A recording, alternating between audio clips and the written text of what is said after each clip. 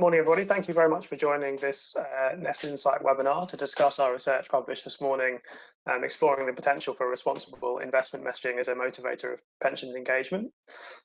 In a few minutes, I'll introduce the session properly and introduce our panel of speakers. But before I do that, just a few bits of housekeeping I wanted to go through. Kind of first and most importantly, please bear with us if there are any technical glitches. We've all been doing this for a few months now. I think we're all getting better at it, but you can never quite guarantee that there'll be nothing that goes wrong. So if there is anything, just bear with us. We've got various backup plans that will hopefully kick into gear pretty quickly. Second thing is, if your screen currently shows a set of equally sized boxes with all of us in it, if you want to click on the box showing the slides, that will expand the slides so that you can see them more easily.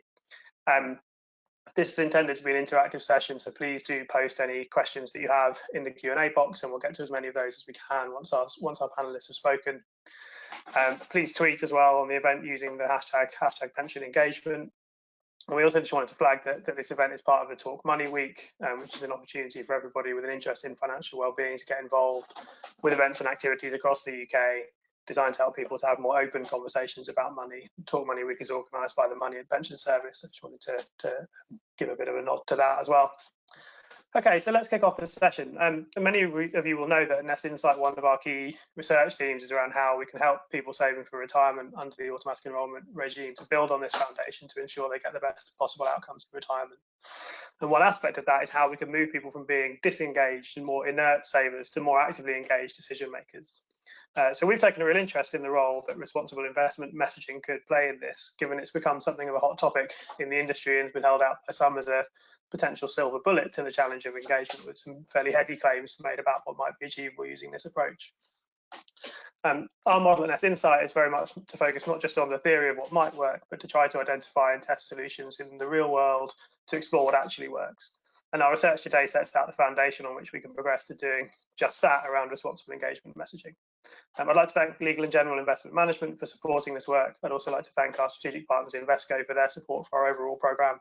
Our ambitious programme of original research relies on partners like these, so we're really grateful for their support. I'd now like to introduce our three speakers for today. So my colleague Jo Phillips is Director of Research and Innovation at Nest Insight. She led this research and authored the report.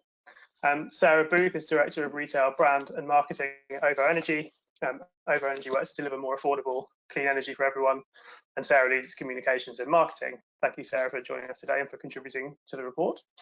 And finally, Emma Douglas, who's head of defined contribution at Legal and General Investment Management. Emma's been immersed in the pensions and investment management industries for over 20 years, and we're grateful for her time today and again to Arjun for supporting this work. So I'm going to hand over now to Jo to kick us off. Jo, could you tell us a bit more about the research and what we found? Thank you, Will. Can I have the next slide, please, Gwen? So as Will said, this research programme aims to understand whether talking with people about the positive impact of their investments as a member of a pension scheme could make them more likely to engage more with their retirement saving.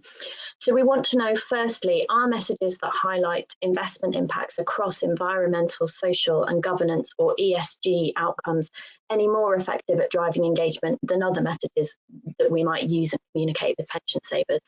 And if so, if the answer to that is yes, how do we do it well? How can messages about these investment impacts be most effectively framed to drive that engagement? And what information do we need to include to boost understanding and attract people's attention? What language is most compelling, for example? And then finally, how do answers to these questions change, if at all, when looking at the response of different demographic groups? So do we see differences in younger versus older people, for example, or men versus women? So have the next slide, please. So today we're sharing our learnings from the first exploratory stage of this research programme.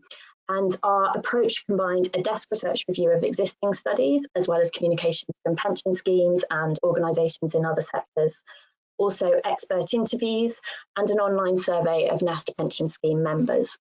This stage was designed to help us identify recommendations on how best to communicate around responsible investment and ESG issues to drive engagement, and also to prioritise and develop a set of messages to test in a behavioural trial, which will happen in the next stage, stage 2, and also in future research that others and we may conduct. I only have time, unfortunately, to give you the headlines of what we learned today. There's much more detail on all of this in the report, which you can find on our website now. Next slide, please. So during our expert interviews, we were lucky to speak to people with decades of experience between them in communicating environmental and ethical and social stories with customers and the public. And they'd worked across sectors as diverse as fast-moving consumer goods, food, drink, personal care, energy, automotive, and charities. And we've distilled all of that learning into these 5 principles. So the first principle for this kind of communication is that it has to be relevant to me. We know that people are more engaged by stories that are connected to their personal context, for example, relevant to their own region, their own work sector, their own circumstances. The second principle is that it has to come without sacrifice. People need to hear reassurance that there are no drawbacks to taking an environmentally and socially responsible approach, and that the essential features that they value in a product, whatever that product is, are uncompromised.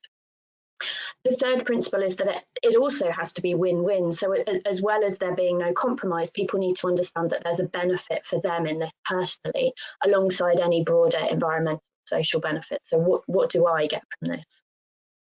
The fourth principle is that it has to be backed up. People do look for credible evidence and proof points. They're wary of anything that feels like greenwashing or virtue signaling, and have quite a keen eye out for marketing spin. The fifth principle is that it has to be simple. Easier said than done, but we know people switch off when confronted with jargon or technical language. So I'm really delighted that Sarah is here today to share a perspective from outside our industry and bring some of these learnings to life. There are also examples of these principles in action in other sectors than ours in the report, including the ones shown here from Carlsberg Beer, keeping it simple, from Ariel laundry detergent, providing reassurance that the eco option involves no sacrifice, and from Ticker, making impact investment relevant to the COVID context by showing that I'm involved in the vaccine developments that we're all kind of hearing so much about today through the way that my money is invested. Next slide, please, Gwen. So the rest of the learnings I will share are primarily from the member survey that we conducted with Nest members. And going into the survey, we hypothesised that people would respond differently to the materials and the messages we shared with them, depending on their existing levels of engagement, both with ESG issues in general and also their engagement with pensions. So to explore this, we segmented the survey respondents against 2 different engagement axes. The first was higher versus lower engagement in ESG issues, and that's shown by the plant icon in this diagram. Respondents were classed as higher ESG engagement if they said that 4 or more ESG issues from out of a list of over 20 were extremely important to them personally. And in these icons, those with high engagement in ESG issues have the plant held high. And to be clear, this wasn't specific to pension. We're talking about general engagement in these issues day to day.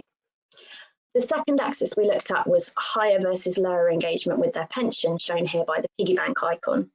So respondents were classed as higher pensions engagement if they said they'd visited their pension provider's website or logged into their pension account more than 5 times, or ever increased their pension contributions, or transferred funds from one provider to another. And in the icons, those with high pensions engagement have the piggy bank held by. So by segmenting survey respondents against these axes, we could track any difference in responses across these 4 groups. We were particularly interested in the group that had higher ESG issue engagement and lower pension engagement. So those in the top left quadrant here, who made up just under 1 in 5 people in the survey. This is the group for whom talking about ESG issues in the context of pensions could have the greatest potential for new engagement with pension saving, taking something that they're interested in other parts of their life and making it relevant to an area that they are currently less engaged with. We did see differences by these typology, in some cases, quite strong differences, and I'll share a couple of those this morning. Next slide, please. Talking about ESG issues or responsible investment means talking to pension savers about how their money is invested. But we have to remember that a lot of pension savers are not aware that their money is invested. The very concept is new to people. In our member research, 3 out of 5 people said either that they don't understand pensions and find it all a bit confusing, or that they have a basic understanding but don't know much about the details. So that's most people in the survey we did. And this means we can't rush straight to messages about the positive impact of investments without first going through steps in a journey to build foundational understanding.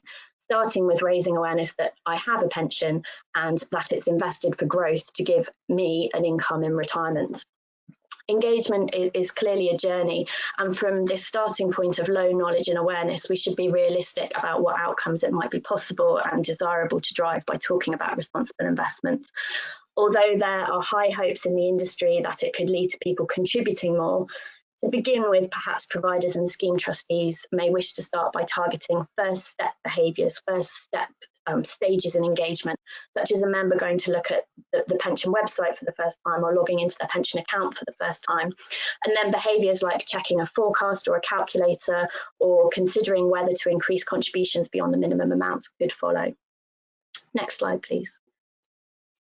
Given the need to build that understanding around investment, we explored whether an ESG lens could help with explaining this concept. We tested 3 simple explanations of how pensions are invested to grow your money: a more traditional description with no reference to ESG issues at all, a general description of a responsible investment approach, and a description that talked about ESG criteria specifically. And all of the messages we tested that I'll share here and kind of further into this can be found in full in the report if you want to look at the exact sort of wording and kind of framing that we used. So among the Nest members we surveyed, the responsible investment message had the broadest appeal, with 9 in 10 people ranking it as the description that they would be most likely or second most likely to take notice of, and just over half of them ranking it first. And we asked people to provide feedback on the descriptions, and we heard that the responsible investment description communicated good financial returns and trustworthiness. Nearly 6 in 10 people said that the pension provider describing investments in this way would get the best growth for their pension pot out of the 3, and half said they would trust this provider out of the 3 the most to look after their pot. Responses to the ESG scoring description were more mixed, with around 3 in 10 members saying they would be most likely to take notice of this description. And overall, throughout the research, we found that ESG is unlikely to be a term that engages pension scheme members effectively. The term responsible investment seems to work better by conveying that prudence and safety in the way that pension money is looked after for the member, at the same time as communicating a focus on investing more sustainably for the future. The traditional investment description, with no mention of responsible investment or ESG issues, was ranked as the least engaging overall, although it is worth noting that a significant minority, 1 in 5, did say they'd be most likely to take notice of this. May I have the next slide, please? So we also explored how much weight a responsible investment message should be given in communications from a pension provider. We developed 3 different versions of an email giving information about how a pension pot is invested and including a call to action encouraging people to log into their pension account and find out more. These were email mock-ups in the survey that we did. One version did not mention responsible investment at all. One gave some information about responsible investment, but only as a secondary supporting message in the email. And the third led with that responsible investment message.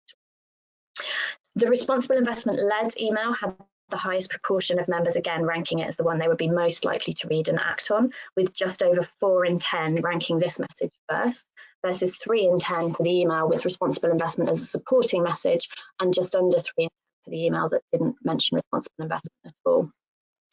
However, it's worth knowing that given the difference between these responses is more marginal than the differences we looked at on the previous slide, that the email that included information about responsible investment as a supporting message had the broadest appeal. So although it didn't score top, it appealed most broadly to people, with 9 in 10 people ranking it as email they would either be most or second most likely to be act on. So perhaps if we need to find a middle ground as a starting point, the kind of supporting message works best for most people. Can I have the next slide, please? Importantly, though, that the responsible investment messages were not the most powerful for everybody. So among that group with both lower engagement in ESG issues and lower engagement in pensions, 5.5 out of 10 ranked the message with no mention of responsible investment as the one that they would be most likely to be acted on. So more than half of that group ranked the message that didn't mention it at all as the one they'd be most likely to act on. I think it's unlikely that there's a risk of negative impact if a responsible investment focused message is sent to someone who isn't interested in the issues and isn't engaged in their pension. But it is worth knowing that it may not be the most effective way to boost their engagement, that it may not work for them, and there may be other things that may work better. Next slide, please. So ESG, responsible investment, they're broad terms. It's a very kind of big umbrella subject that we're talking about here. So within that, we explored whether there are specific issues that matter more to most people. As one of our experts said, everyone's views are different and vary depending on personal values and circumstances. And while investment professionals may need to look across the whole suite of these issues when managing money and thinking about investment risks and looking ahead, from the point of view of engaging people, there may be particular hooks within ESG, within responsible investment, that are more meaningful to people, that attract greater interest. So we were able to see a consensus of interest and importance around some issues across a broad range of pension savers in our survey. The two issues at the top of the table here that were both most important to people and also elicited the greatest strength of feeling were tackling climate change and everyone being paid a living wage. I think looking at this table, the COVID-19 crisis has likely intensified the relevance of some of the higher ranked issues shown in this table, including everyone being paid a living wage, availability of good education, fair treatment of workers, and availability of good hospitals. And the quotation on this slide here from a member brings this to life, that people are perhaps sort of thinking differently or taking notice of different social issues in our current context. Another thing looking at this table that is apparent is that the relative importance ranking of the issues demonstrated that issues which impact people at a household or a community level are likely to be of higher interest and have higher potential to engage than those which feel more distant. So more immediate ways of describing issues are ranked as being more important to people than more abstract or technical ways of expressing them. For example, protecting natural habitats ranked higher than biodiversity, reasonable executive pay and availability and fair treatment of workers ranked higher than equality and diversity, and availability of good hospitals ranked higher than reducing levels of health issues in the world. And then finally, there were some significant differences in responses by gender for some of the issues that are marked with an asterisk to the left in the table. And this was particularly true of issues that would fall under the sort of social and governance headings. So, for example, 94% of women ranked fair treatment of workers as very important to them personally, compared to 77% of men. 73% of women ranked equality and diversity in the workplace, including representation at boardroom level, as personally important to them, compared with only 43% of men. So quite big differences there in terms of the relative importance of some of these issues by gender. Looking ahead, it seems likely that personalising messages to people's local context and circumstances could be powerful, going back to that first make it relevant principle, and there are some differences in terms of what people are interested in. Can I have the next slide, please? So the last thing we explored was framing of messages, and it's well known that the way a message is said can impact the way people respond to it. So we developed our learnings from the desk research and expert interviews into 5 pairs of message, each pair framing a similar concept in differing ways. So, for example, the top pair here, one message talked about a proactively good investment approach. So we are investing your money in companies that are fighting climate change and uphold human rights across their supply chain. And then its message pair talked about a similar approach, but framed in terms of avoiding the bad. So we do not invest your money in companies that have high fossil fuel use or employ child labour in their supply chain. In each case, the message was very similar, but framed from a different angle. We saw a relatively strong member preference for a message that frames investment as proactively doing good over a message that frames it as avoiding the bad, with 7 out of 10 preferring the proactively good frame. We also saw a slight preference for a framing that describes the collective impact of investments over one discussing my individual impact from my saving. Also a slight preference for a description that gives specific examples of investment impact over one outlining general principles for investment. and a slight preference for a message that highlights the local impact of investments over one talking about their global impact. Responses to messages describing the potential financial or emotional returns of a responsible investment approach were more mixed, suggesting that a combination of these frames would likely be more effective than either in isolation. Can I have the next slide, please? So again, responses to these messages varied across the 4 engagement groups I described at the start. So those with higher ESG issues engagement and lower pensions engagement, highlighted in orange here, that group that were possibly the most likely to be most engaged in their pension savings, talking about responsible investment, showed a stronger preference for the proactively good framing. 8 out of 10 of them preferred that message. It seems that perhaps positivity may be even more powerful for those who care about the issues. And that least engaged group, those with lower ESG issue engagement and lower pension group, were more likely to prefer that general impact message. Perhaps that suggests a lower level of interest in the detail and the need to start from broader principles. And then the group with lower engagement in ESG issues and higher engagement with pensions showed a slightly stronger preference for the individual impact message and a much stronger preference for the financial returns message and the local impact message. So this maybe points to a more individualistic outlook in that group and a stronger need to see the connection and benefit for me. Can I have the next slide, please, Gwen? So to sum up, can talking with people about ESG issues get them more engaged in their retirement saving? The findings from our exploratory research suggest that talking to pension scheme members about how their retirement savings are responsibly invested does have the potential to build some new engagement and to reach people who may not have been engaged in their retirement saving by other communications. However, it's also clear that this is by no means the solution to pension engagement for everyone or easy to do in practice. Research in this area to date has extrapolated from what people say they might do to conclude that this kind of approach will be effective, but we know that there's a gap between people's stated intentions and their real behaviour. So we think there's some more work to be done before we can be more confident that communications around ESG will be effective when deployed in a real world setting. But there is a real opportunity to build a sense of empowerment, to engage people in an area of personal finance that perhaps is considered boring or kind of not as interesting as other areas. And to more fundamentally, it may help people take that first or second behavioural step towards building greater financial security in later life. In the second stage of our research programme, we'll be testing just that. Our next step is to conduct an email-based randomised control trial of some of these different messages with NEST members and see which ones perform better or worse and whether there are differences by different groups. And we look forward to being able to share the findings from this trial next year. Thank you. Great, thank you, Jo, for running us through the research. I'm now going to turn to Sarah and ask her to talk to us. And I think Sarah's going to give us a perspective from outside the pensions industry, which is great and maybe something we should do more as an industry in these events. So looking forward to hearing what Sarah has to say. Sarah, thank you very much. Thanks, Will, and thanks, Jo, for taking us through the research, which I've personally found incredibly interesting. So my name's Sarah. I'm from OVO Energy, or OVO, and as part of that, OVO Energy is one of our domestic supply brands. Just as a quick kind of overview, if you guys are not aware of OVO, we're an NTech company, so an energy technology company that were founded in 2009.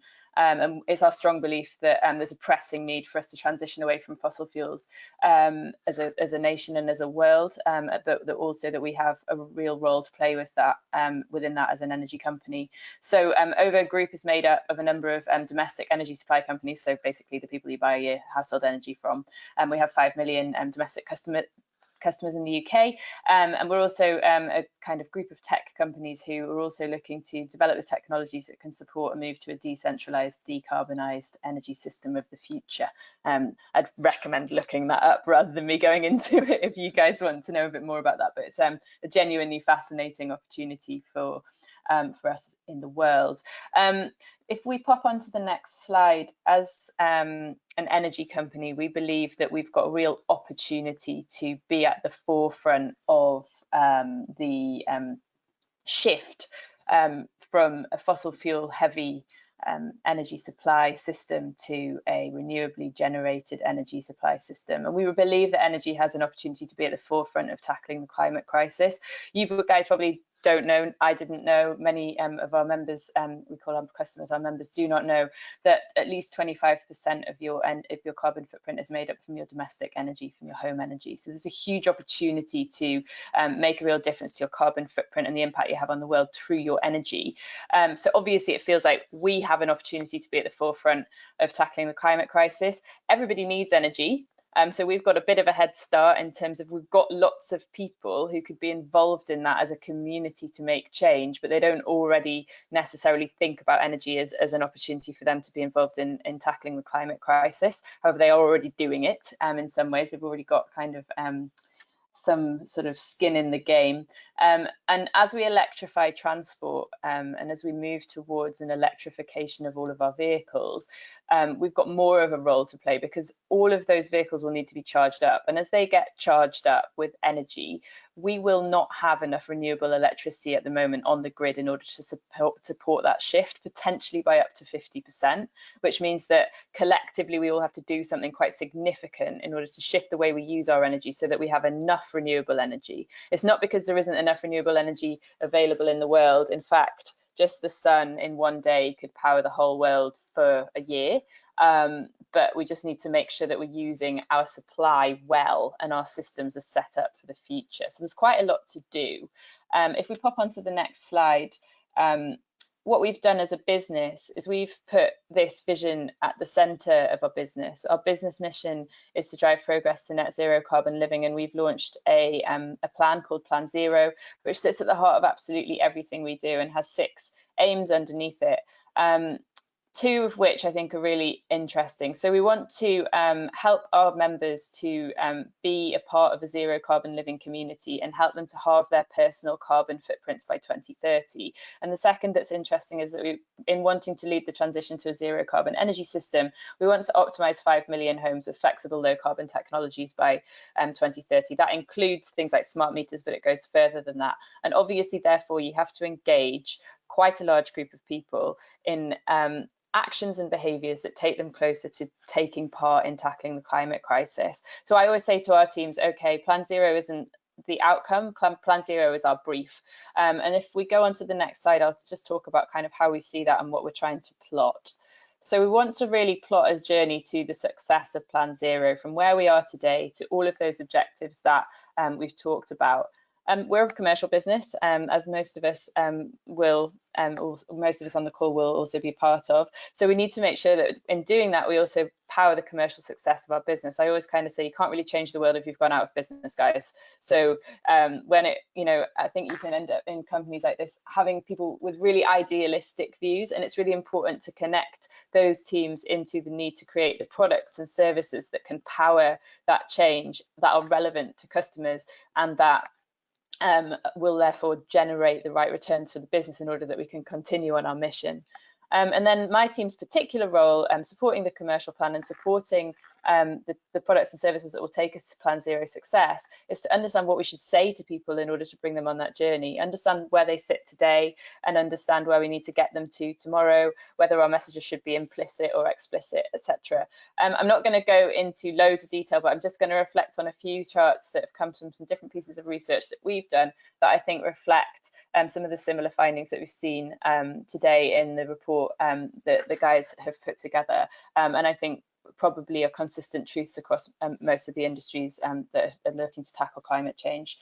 So the first one is, I think, speaks a little bit to kind of the idea of relevance and no sacrifice, but it really taps into the idea of kind of who people want to take responsibility for this, and also how they want to feel about what happens. So we basically, when we were looking at Plan Zero, we were looking at the idea of community, and what's really clear to us is that what we see in the energy industry is when people think about even that 25% of their carbon footprint that's taken up by their home energy and their ability to change it, they see it as a bit of a drop in the ocean in comparison with the task to be done. So they sometimes feel like, well, yeah, okay, like I could get rid of 25% of my carbon footprint, but it's not really going to make that much difference. So we were exploring the opportunity of community and the sense of a collective impact to motivate people. But when you look at that on a spectrum, I think it's quite interesting. People don't want to take 100% responsibility for their own actions because they don't think they should have to, and they think that businesses should be responsible. But they also don't want to take responsibility for communities that they are a part of, because they don't want to have to kind of knock on next door's door and say, oi, you guys need to be doing a better job with your energy wastage. So they want something in between, and it's that sweet spot that we really look to when we're trying to talk to people about a community that they're part of. And so what we think of as being a brand that leads an agenda that people can take part of, a brand that's taking responsibility and making it easier for them, creating a community that they can feel a part of, but a community that they're not necessarily responsible for. And so it makes people feel like they're part of something bigger, and it taps into kind of what we don't call this out loud very often, but we think of as slightly egotistical altruism. As a kind of quite individual society, and one of the research companies that we were working with kind of helped us to understand how often altruism, particularly collectivism within the UK society, is often framed in kind of what you can tell your friends that you're a part of. So we often think about that as kind of, you've done this amazing thing with this community, this is your collective impact, and here are the things that you can be proud of in bite-sized chunks that people can tell people that they've been a part of, because that not only drives a word of mouth benefit for us, but it also has the right sense and structure of community. We go on to the next slide. I think this probably just brings that to the fore a little bit more, that sense of social proof. I want to be part of something. I really like it when I can see clear that I've been a part of a big number, I've been a part of big change. I like the idea that I'm in a collective with like-minded people. I really like the idea that I've been rewarded for those good behaviours, that they've paid me back in some way. Now that can be, you know, thank you very much for being part of stepping your own carbon footprint forwards more than some of the other people in the community. But it can also be, we're going to do some community initiatives to reward everybody's actions, or it could be, these are the ways that you reduce energy wastage and therefore save yourself money. We don't see, if you say, would you like to connect with and communicate with these other people in this community? It's quite a virtual community at the moment. It's a sense of we're all doing the same thing, but I don't need to be mates with them. And certainly no one wants any responsibility for anyone else's behaviour. So it really sort of tempers and balances the way that we talk about what we're doing in the collectivism in the way that is really engaging with everybody who's involved.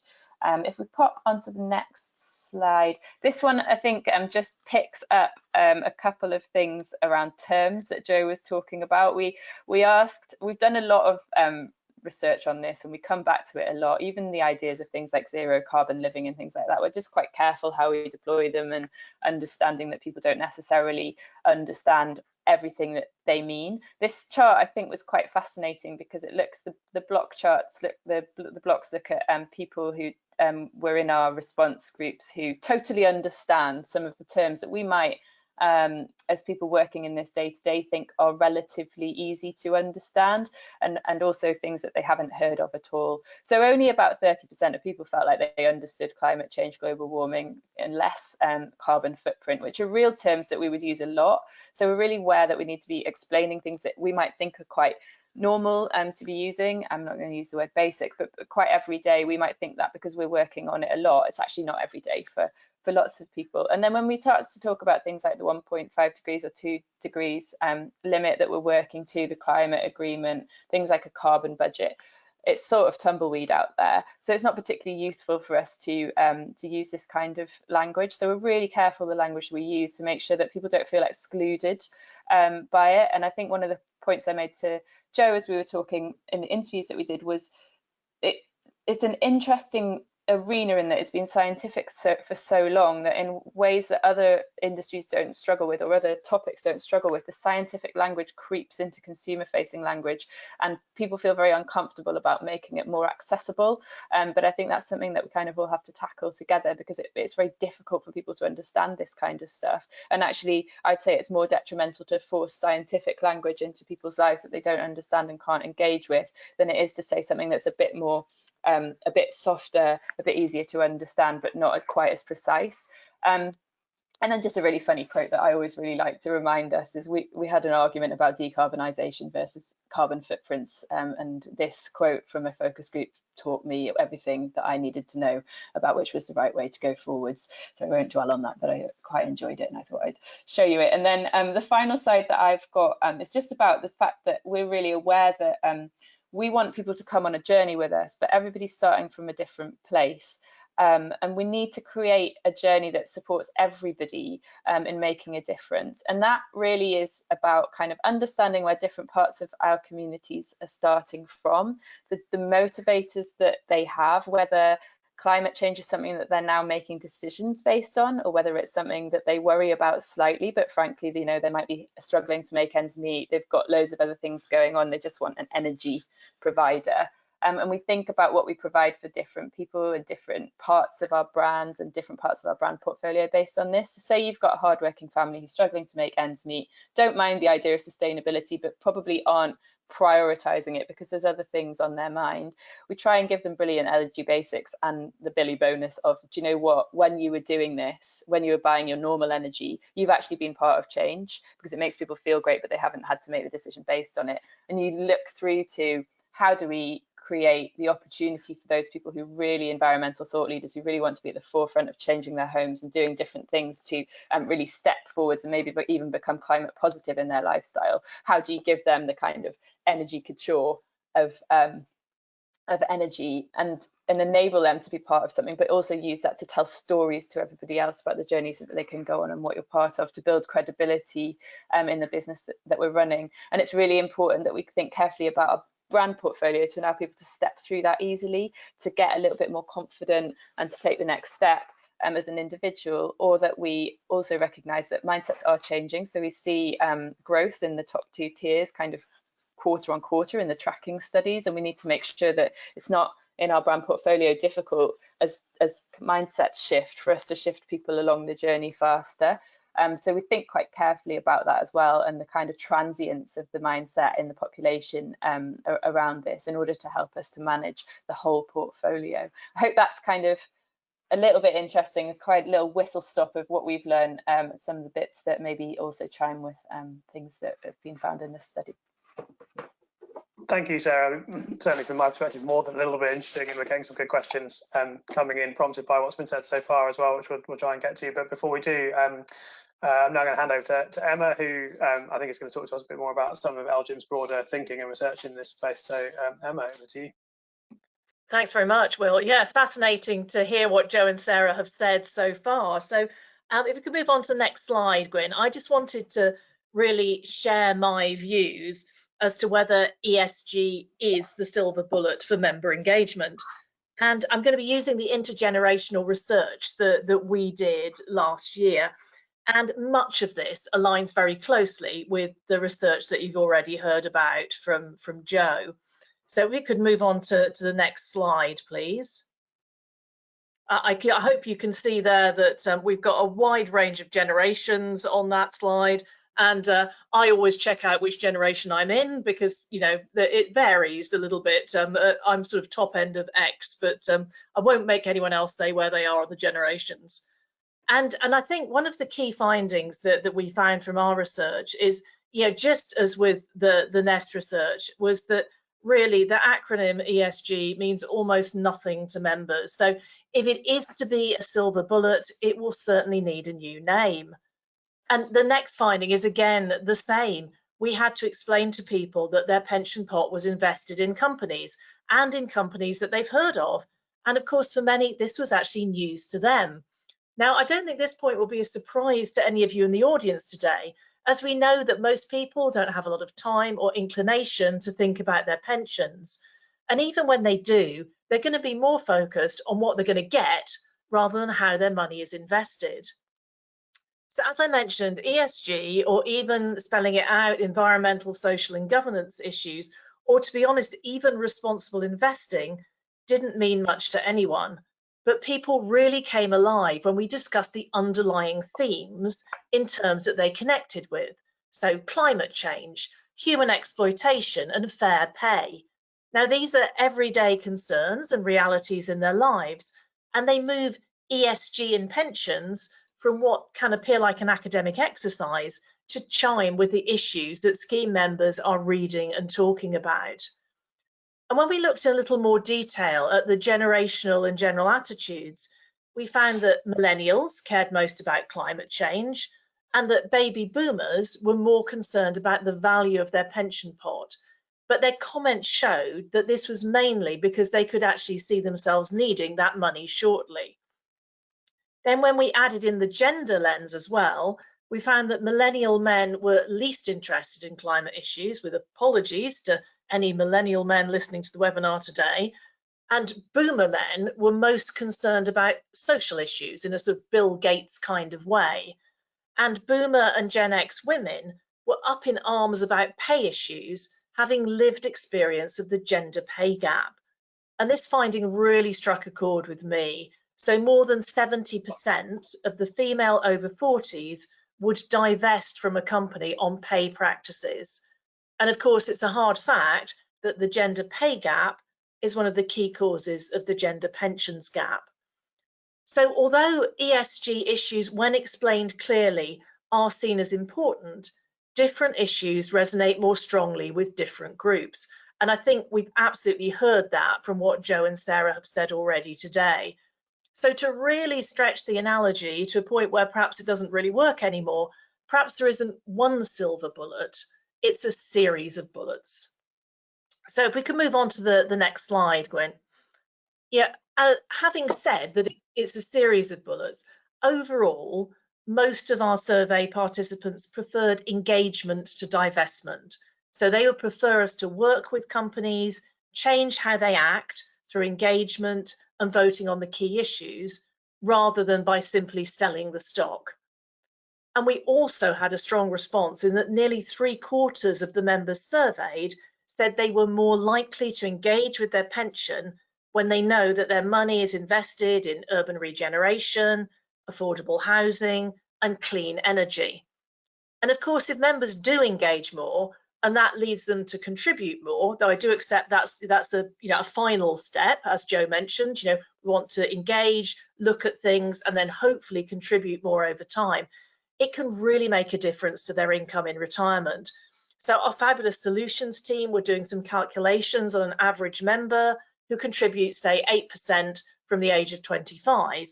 And if this member pays 4% extra, which is £67 per month, or the cost of one coffee shop coffee a day, they could have nearly 100,000 extra in their pot when they get to retirement, which of course will buy a lot more coffee in retirement. So there's some real skin in the game here if we can get people to engage with their pension by using this ESG lens. But of course, and Joe highlighted this too, what people say in a survey and what they do can be very different. So I would also like to highlight the recent experience we've had in working with Tomello. They're a fabulous fintech that lets members indicate how they would vote on the key corporate issues if they could vote their shares in a pooled fund. And we've seen some very exciting results in terms of numbers who participated. With our pilot client, we had 3,500 votes cast in a couple of months. And we've also seen the impact of Make My Money Matter, led by Richard Curtis.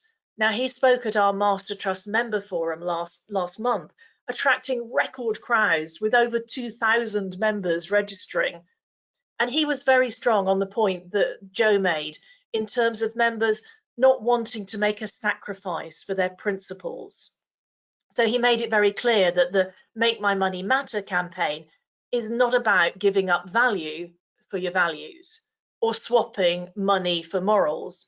Investing in this way makes financial sense. It's not just about feeling good. And I think that's a really important point to get across to members. And of course, for members, the agenda of racial equality, gender equality, and action on climate is not going anywhere. And we do need to make sure that members understand how important their pension monies can be in driving positive change. And ultimately, of course, for all members, there's no point in retiring with a lot of money if you're living on a dead planet. Thank you. Okay, great. Emma, thanks. That was was great, and to all our speakers, thank you very much. So I'm now heavily regretting that we only gave ourselves an hour for this session, because I think there's been a lot of great content for us to get into, and we've had some good questions in, and I suspect I'm not going to get to any of the questions that I wanted to ask as a consequence. But just in the few minutes that we have for questions, I'm going to try and kind of group a couple together by theme, because this idea of, do you have any evidence for whether people are choosing OVO primarily because of the environmental credentials, or actually is a lot of it just because of tariff prices and sort of competition on price? And a broader question as well that we've had that's just around you know, where we see the evidence around this no sacrifice idea, given that sort of, at least hypothetically, one might imagine that environmental concerns in the end will generally be crowded out by financial ones. So maybe Sarah, if we could start with you, but then Emma and Joe as well. Any broader thoughts on the evidence base for this idea of has to come without sacrifice, which seems to have struck a chord with people? Yeah, I mean, the idea of no sacrifice is incredibly important to us, and it's one of the filters that we put over everything that we do. So nothing ever goes out if it looks like it would be sacrificed. Like, it's really important to say, you know, if you're particularly in our industry, when you're looking at the lifestyles that people have, that they enjoy, and the fact that humans are people who like to live a better life than the generations that have gone before them. Human progress is kind of really important to us. This is just a human fact that not very many people really are prepared to accept less in order to for the planet's gain, and that's kind of through behavioral economics, something we just know. But we also see in all of the research, if we ever say, you know, kind of do something less fun, you know, it goes dreadfully badly, versus trying to look at the positives and the richness of a lower carbon life. We spent quite a lot of time talking with Professor Mike Berners-Lee, who is an expert in kind of climate change and carbon footprints, and he's got a really lovely philosophy that a carbon-free life can be a richer life, a warmer life, a more enjoyable life. And we really do try to bring that through everything we do, and talk about like the benefits of eating seasonally, or of walking rather than going in the car, the lovely kind of moments that you get to enjoy when you do those things, of spending time in nature, and also of kind of using your home energy better rather than using less. Like, no one wants to sit in the dark with the heating off, obviously, and that's kind of the worst case scenario of what it kind of slightly feels like when we start to talk about saving energy. So we use the language of things like wastage rather than reduction, because it's much more meaningful to people, and we just have this really strong filter on, if it feels like life's going to be more rubbish when you make that change, no one's going to make it, so let's not talk about it, let's find a new way through. Great, thanks, Sarah. And Emma, Joe, anything to add on the no sacrifice idea? Yeah, I couldn't agree more. I mean, we did find that there was a real balance between, you know, wanting to invest in line with your principles and actually wanting to have a decent sum of money at retirement. You know, it's just so important. But so I think the key messages are investing in this way makes financial sense. You know, where are the companies that are going to succeed in the future? They are likely to be doing clean energy, like OVO are. You know, they're likely to be doing regeneration. You know, they're going to have green revenues coming through, and these are the revenues that are really going to be sustainable in the future. So it's packaging all of that up. And I totally agree with Sarah. You know, we should be looking to make this a positive statement.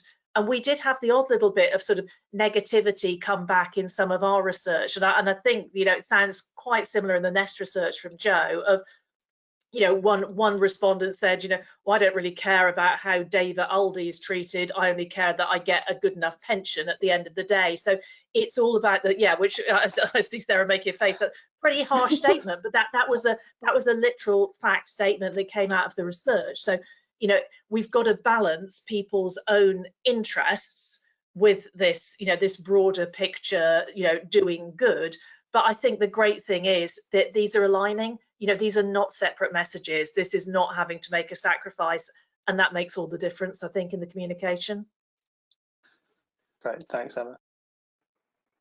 Joe, do you want to add anything, or shall I move on? We've got some other questions, so I don't want to. I think just on language, some of the scheme communications that we saw talked about an ESG investment approach as being innovative or leading edge, and we saw that people sort of responded to that, you know, that might suggest some risk. And actually, particularly at the moment in the COVID context, with you know, everything feeling very uncertain, anything that reassures people that this is, you know, not just a better way of investing from the point of view of financial returns, but also sort of safer, more secure, more prudent, I think sort of addresses that idea of the kind of risk side of sacrifice. Great, thanks. So I've got a great question here, and I guess it relates to any of the research that any of the three organisations represented on the panel have done, which is about climate change denial. So have any of you seen evidence in the research of specifically on climate change, kind of a pocket of people who are just sceptical that it's a problem and therefore not engaged by this? And if so, are there a lot of them, and do they tend to concentrate within any one demographic, or is it not really something that we've seen? I don't know whether maybe Emma, kicking off with you from your research perspective. Yeah, I mean, we do see a bit of that, Will, but what I would say is it's changing really, really quickly. So, you know, maybe just taking it to a slightly different level that wasn't in the research, but just looking at the pension schemes that I work with, you know, maybe, you know, a couple of years ago, there'd be a lot of people who were sort of skeptical about, you know, do you really need to change how you're investing? You know, there's still lots of returns out there from kind of, you know, the sin stocks as opposed to the good stocks. But I've seen so much change happening so quickly now, and even the real refuseniks are now absolutely moving into the camp of, you know, how can we decarbonize, moving entire portfolios across. So that's a massive change. Now that's at a scheme level, you know, knowledgeable trustees and their advisors, but that pace is quickening so fast. And, you know, not so many years ago, you know, even a couple of years ago, I'd say there was a definite camp who were in the, I'm not sure that this is particularly material, you know, it's nice to have, but it's not going to be financially important. Now, I think there's so many more people buying into the fact that this is financially important. It makes sense to invest in this way. You know, this is the way that we need to invest for the future. So big change there. At the individual level, yes, one or two, but not a huge trend. Great, thanks, Emma. I'm going to ask one final question and give each of you a chance to just give us a quick answer, and then we should wrap up. So just curious, this has come up again a couple of times. Are there risks in this engagement approach? Is there anything that we feel could go wrong? And is there a COVID angle to that? Is now a particularly better or more challenging time to be trying to engage people on these kinds of topics? So just sort of quickish answers from each of you. We'll start with Sarah. Good question. COVID angle, I would say it's about context, isn't it, and relevance, and where people are at any given time. If somebody's suddenly lost their job or they're on furlough, and you're trying to sell to them via the lens of the climate rather than the things that they need in their immediate moment right now, then it probably won't land.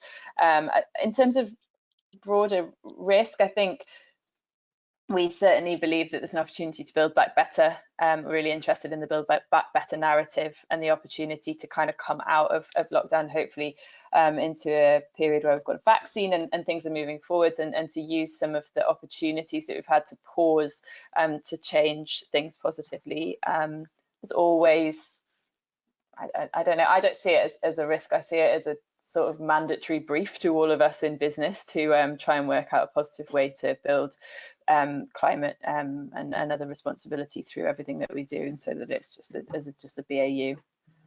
Great, thank you, Sarah. Emma. Yeah, I think there are risks if we focus purely on sort of the environmental side of things, and we don't focus on the end goal, the return. So, you know, it is getting the balance there, and you know, we do want people to actually engage more because of these messages, but we need to see that follow through. So, you know, you look at it, you feel good. Do you do anything about it? You know, do you go on and look at a pensions calculator? Do you see what your retirement's going to be? Do you make those extra contributions that are really going to make a difference to your standard of living in retirement? So that's looking at it from a pensions lens. I think that we need to make sure that engagement leads on to action. And that's always a struggle. You know, it's been a struggle for the 20 years I've been involved in DC pensions. It will continue to be a struggle. But now we know we've got this other weapon in our armory to try and get people to look at their pension through this ESG lens. And I'd say COVID, you know, the focus on inequalities, the worry about day-to-day life, you know, I think it's probably a better time to use that as a lens than it has been to date. Great, thank you, Emma. And last word, Joe? Yeah, when Sarah and I spoke a few months back, it was at the time of the headlines about Boohoo and factories in Leicester. And I think, you know, although people have limited headspace and energy at the moment, they also, you know, at any point of disruption, we reevaluate, we think of new things. And so there are definitely, amongst sort of some of the issues we've talked about, and you know, Emma very much talked about, the way in is through the issues that people care about. There are definitely new engagement hooks there. I think, you know, in a way that the risk is not thinking about what behavioural outcomes we're looking to drive. A lot of the experts we spoke to sort of said, we don't really want people, you know, necessarily jumping straight to making different investment choices. This is about getting them to feel empowered and take the first steps with their retirement savings to know what they have, that it's there, to start to think about what it means for them. So I think thinking really carefully about, you know, as Emma said, what's the link between the engagement and the action, but what is the right action for that individual at this stage in their journey? Great, thank you so much. I'm sorry we haven't had time for a longer discussion. It's been great. Thank you very much to all of our speakers today. Thank you again to Legal & General Investment Management for supporting this programme of work. Thank you all for joining us and for engaging with us and posing some great questions. We do have several more events coming up before the end of the year, so please make sure that you're on our mailing list and keeping up with our website and our various other mechanisms of contact. And please do get in touch. Our contact details are there on the screen if you'd like to know more about this research or any other of our research, or to support our work in any way. So thank you all again. It's been a really great session, and look forward to seeing you all soon. Thank you.